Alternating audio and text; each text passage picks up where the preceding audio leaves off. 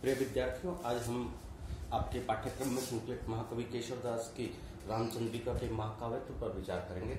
उम्मीद है यह सामग्री आपके लिए पाठ्य सामग्री के रूप में उपयोगी सिद्ध होगी।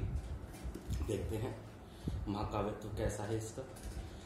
रमणीय अर्थ के प्रतिपादक शब्द को काव्य कहते हैं, किंतु इस रमणीयता का विधान करने के लिए कवि को काव्यकार का भी आश्रय लेना पड़ता है। फलतः काव्य को वर्गीकृत करने के स्थूलतः दो आधार माने गए हैं, रमणीयता का आधार और स्वरूप अर्थात आकार का आधार। रमणीयता के आधार पर काव्य के तीन भेद होते हैं, ध्वनि या उत्तम काव्य, गुणीभूत व्यंग काव्य या मध्यम काव्य, और चित्र काव्य या अधम काव्य। स्वरूप के आधार पर काव्य के दो भेद होते हैं, दृश्य काव्य और श्रव्य काव्य। जिन काव्यों का वास्तविक आनंद उनके अभिनय से मिलता है उन्हें दृश्य काव्य कहते हैं। नाटक दृश्य काव्य की ही एक विधा है। जिन काव्यों का वास्तविक आनंद उनके पढ़ने अथवा सुनने से प्राप्त होता है उन्हें श्रव्य काव्य कहते हैं। शैली के आधार पर श्रव्य काव्य के भी तीन भेद किए गए हैं, गद्य काव्य, पद काव्य और चंपू काव्य। जिन काव्यों में पद्य का भाव होता है अर्थात जिनमें लय और संगीत नहीं होता उन्हें गद्य काव्य कहते हैं। कथा, कहानी, आख्यायिका, उपन्यास, निबंध आदि इसी के भेद हैं। जिन काव्यों में लय और संगीत होता है वे पद्य काव्य कहलाते हैं और गद्य पद से मिश्रित काव्य को चंपू काव्य कहते हैं। प्रबंध की दृष्टि से पद्य काव्य के दो भेद होते हैं, प्रबंध काव्य और मुक्तक काव्य। प्रबंध काव्य में किसी कथा का धारावाहिक वर्णन होता है और इसके पद्य परस्पर संबद्ध रहते हैं। मुक्त काव्य संबंध निरपेक्ष होता है, इसमें न तो कथा अथवा भावों की तारतम्यता होती है और न पद्यों का परस्पर संबंध होता है। विस्तार की दृष्टि से प्रबंध काव्य के दो भेद हैं, महाकाव्य और खंड काव्य।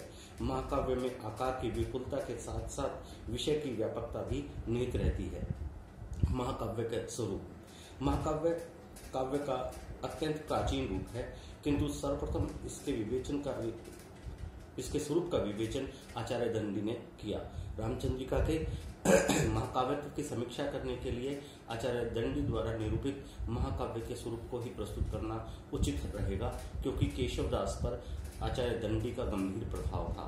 महाकाव्य के स्वरूप का विवेचन करते हुए आचार्य दंडी ने लिखा है,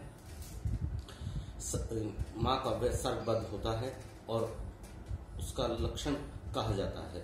इसका आरंभ आशीर्वाद, नमस्कार और कथा वस्तु के निर्देश से होता है। यह किसी ऐतिहासिक कथा या किसी सत्य घटना के आधार पर निर्मित होता है। यह चारों प्रकार के फलों को देने वाला होता है और इसका नायक चतुर तथा उदात्त होता है। इसमें नगर, समुद्र, पर्वत, ऋतु, चंद्रमा तथा सूर्य आदि के वर्णन के साथ साथ उद्यान, जल क्रीड़ा, मधुपान और प्रेम का वर्णन होता है। इसमें विरह, विवाह, कुमारोत्पत्ति, मंत्रणा, राजदूत, चढ़ाई, युद्ध और नायक के अभ्युदय का वर्णन होता है।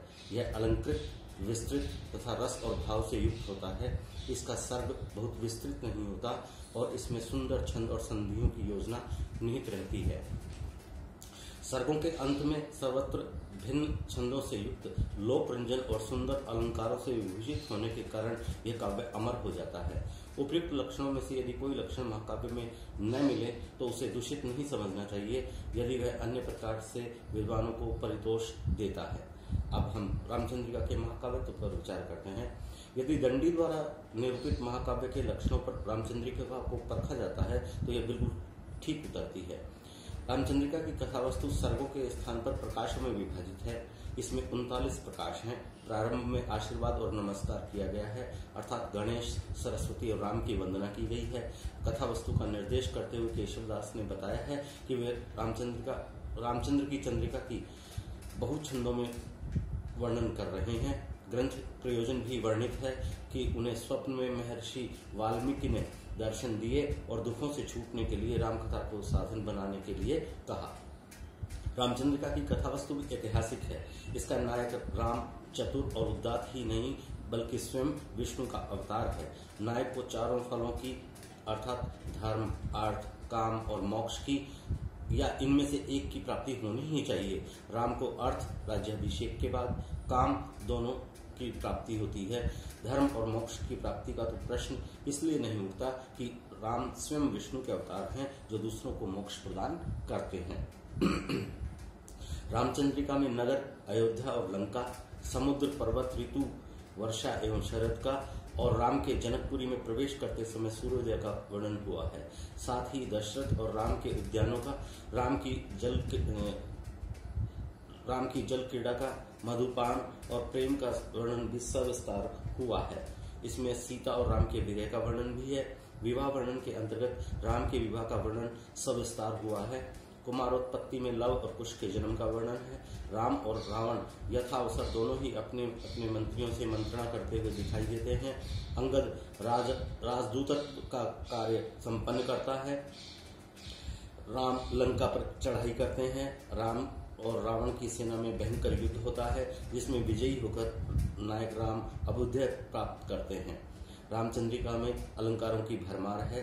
जितने अलंकारों का प्रयोग इस कृति में हुआ है, उतने अलंकार शायद ही अन्य किसी कृति में प्रयुक्त हुए हों। इसमें श्रृंगार रस की प्रधानता है, किंतु अन्य रसों का भी यथावसर चित्रण हुआ है। इसमें विविध छंदों का प्रयोग भी है। छंदों की संख्या इसमें इतनी है कि कितने ही आलोचक रामचंद्रिका को छंदों का अजायब घर कहना उचित समझते हैं। प्रकाशों का विस्तार न बहुत बड़ा है और न बहुत छोटा। प्रत्येक प्रकाश के अंत में विभिन्न छंदों का प्रयोग हुआ है।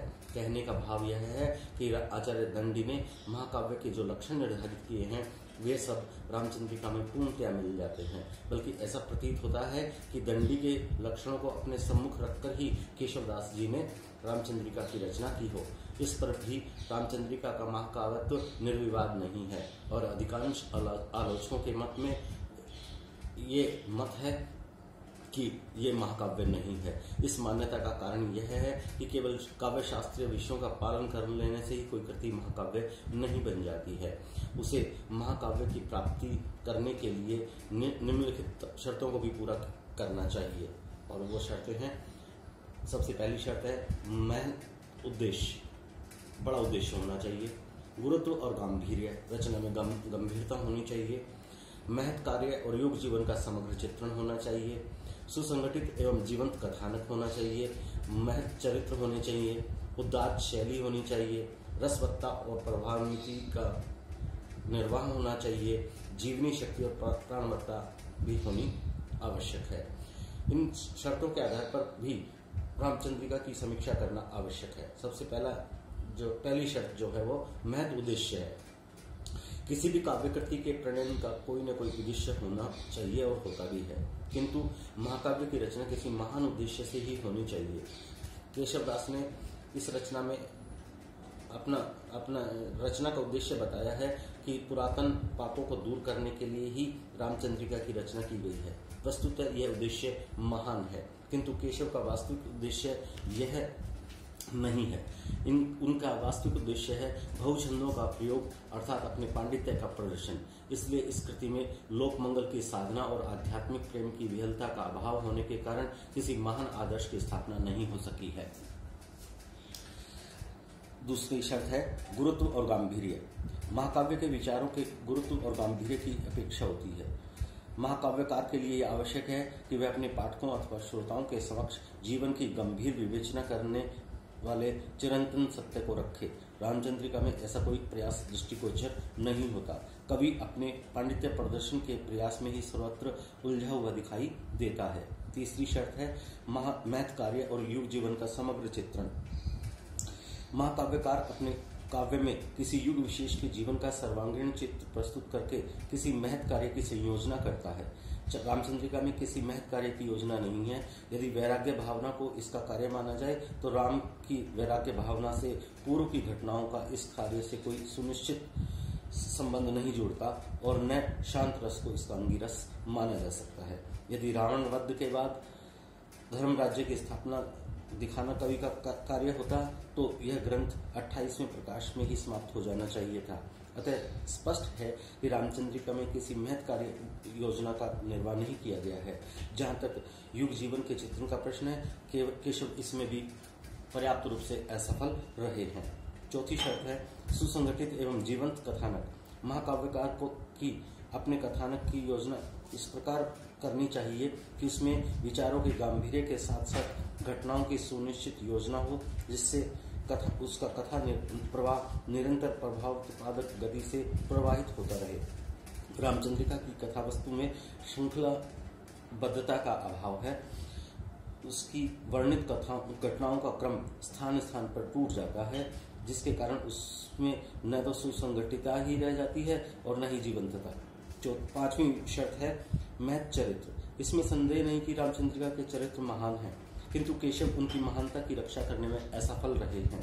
राम को उन्होंने विलासी बना दिया और सीता में भी गुणों का अभाव है, जो उन्हें वाल्मीकि तथा तुलसीदास ने प्रदान किए थे। छठी शर्त है उदात्त शैली।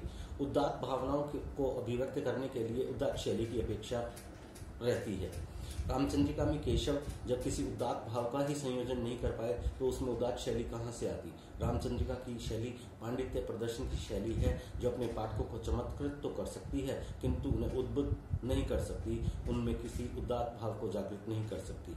सातवीं शर्त है रसवत्ता और प्रभावान्विति। रस काव्य का प्राण है और रस तथा भाव का अनन्य संबंध है। रस परिपाक के लिए कवि में भावुकता और मार्मिक स्थलों को पहचानने की क्षमता आवश्यक है। जो कवि जितना अधिक भावुक होगा वह उतने ही अधिक मार्मिक प्रसंगों की योजना अपने काव्य में करेगा, और काव्य में जितने अधिक मार्मिक प्रसंगों की योजना होगी वह काव्य उतना ही अधिक रसान्वित एवं प्रभावान्वित होगा। रामचंद्रिका को देखने से यह ज्ञात होता है कि इसमें मार्मिक स्थलों के वर्णनों की अवहेलना की गई है। उदाहरण के लिए राम वन गमन का प्रसंग लिया जा सकता है। यह प्रसंग संभवतः राम कथा के सर्वाधिक मार्मिक प्रसंगों में से है, किंतु कवि ने जिस प्रकार इसका चलता सा वर्णन कर दिया है उसे देखकर तो कवि की भावुकता की शक्ति में ही संदेह होने लगता है। यही कारण है कि रामचंद्रिका में अपेक्षित रसवत्ता और प्रभावान्विति का अभाव है। आठवीं शर्त है जीवनी शक्ति और प्राणवत्ता। जिस काव्य का महत् उद्देश्य न हो, जिसमें गुरुत्व और गांधीर्य न हो, जिसमें महत् कार्य और युग जीवन के समग्र चित्रण की संयोजना न हो, जिसका कथानक सुसंगठित और जीवंत न हो, जिसकी शैली में औदात्य का अभाव हो, जिसमें रसवत्ता और प्रभावान्विति न हो, उस काव्य में जीवन शक्ति और प्राणवत्ता हो ही नहीं सकती। रामचंद्रिका इस कथन का ज्वलंत उदाहरण है। उपयुक्त विवेचन से ये स्पष्ट हो जाता है कि रामचंद्रिका में महाकाव्यत्व का अभाव है। महाकाव्य में जिन गुणों की अपेक्षा होती है वे इसमें नहीं मिलते, अतः रामचंद्रिका को महाकाव्य नहीं माना जा सकता। यह एक शिथिल प्रबंध काव्य है और यही इसकी विशेषता है। धन्यवाद।